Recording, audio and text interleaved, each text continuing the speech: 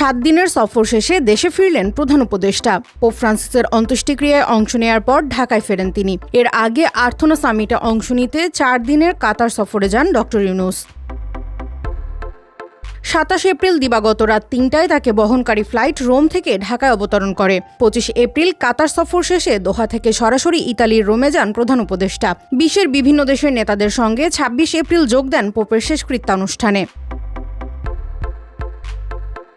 এরপর ডক্টর ইউনূসের সঙ্গে সাক্ষাৎ করেন ক্যাথলিক চার্চের 2 শীর্ষ নেতা কার্ডিনাল সিলভানো মারিয়া টমাসি ও কার্ডিনাল জেকব কুভাকাড। পোপের অত্যন্ত ঘনিষ্ঠ ভাজন হিসেবে ভ্যাটিকানের সংস্কার কাজে ডক্টর ইউনূসের অবদানের কথা উল্লেখ করেন তারা। পোপের নির্দেশে ভ্যাটিকানের দারিদ্র্য বিমোচন কাজের জন্য তাকে কৃতজ্ঞতা ও ধন্যবাদ জানান।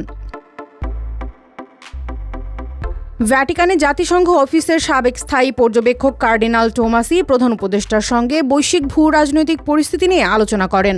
অন্যদিকে ভ্যাটিকানের আন্তঃধর্মীয় সংলাপ বিষয়ক দপ্তরের প্রধান কার্ডিনাল কুভাকাড জানান, আগামী সেপ্টেম্বরে বাংলাদেশে ক্যাথলিক চার্চের উদ্যোগে একটি আন্তঃধর্মীয় সংলাপের আয়োজন করা হবে, যেখানে বিভিন্ন ধর্মের নেতারা অংশ নেবেন।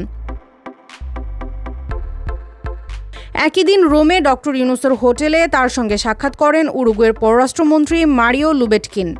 পোপের অন্ত্যেষ্টিক্রিয়ায় অংশগ্রহণ শেষে তাদের মধ্যে বৈঠকে বৈশ্বিক বাণিজ্যের বর্তমান অবস্থা ও লাতিন আমেরিকা ও এশিয়ার মধ্যে সহযোগিতা বৃদ্ধির প্রয়োজনীয়তা নিয়ে আলোচনা হয়।